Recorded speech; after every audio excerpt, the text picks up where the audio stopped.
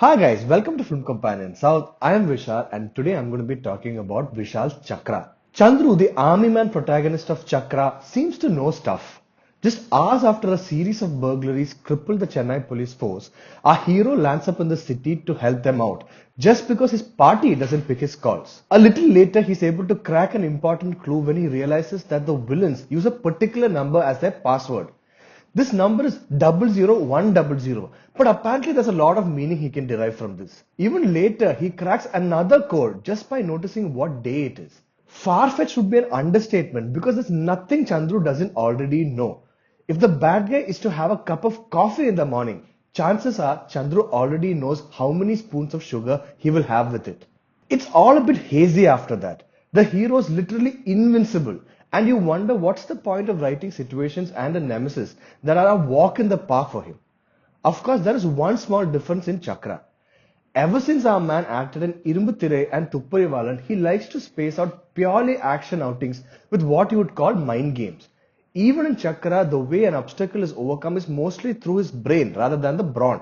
And in this case, there's no other way because the crime is of the sophisticated variety. A group of hackers steals data from a registry service provider to analyze everything, right from the number of people at home to how much money is kept there, to plan an elaborate network of robberies across the city. The theft itself isn't the issue. Chandru gets involved in this case only because one of the things that gets stolen is an Ashok Chakra conferred to acknowledge his father's contribution to the country. Chandru is obviously emotionally attached to it, and the nature of this medal gives it more heft than the fact that the robbers took away money or hurt his grandmother.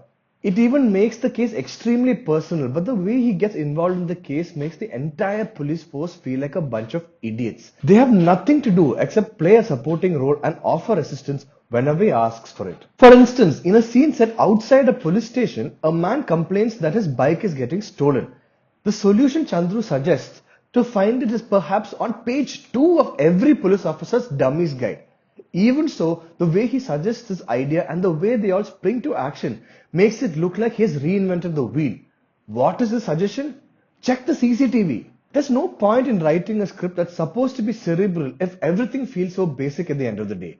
But this high horse posturing never stops. In a random scene that barely fits into the film, Chandru admonishes a youngster for picking on a poor old security guard. Instead of quickly running through the advice to get back to the actual film, it suddenly becomes a full-fledged lecture on how the youth seldom get involved when it comes to fighting the powers that be. Even corporates get a similar round of schooling, that too right in the middle of a crucial point in the film. It's not just these random asides, it's the tons of exposition that gets to you. Even simple things are explained like the audience is a toddler. There's only so much you can take of that beyond a point. And an actor like Shraddha Srinath gets nothing to do except posture like she's tough, and even the big villain isn't exactly the big twist the film makes it out to be. With evil stepmoms and silly side plots, you wish Chakra had just embraced its identity of being nothing more than a dumb action movie. But with its posturing, wisecracks and tech talk, it's still just a dumb action movie, but dressed in a tweed jacket with elbow patches. That's it for my review of Chakra. If you like this video, please hit like and subscribe to Film Companion South.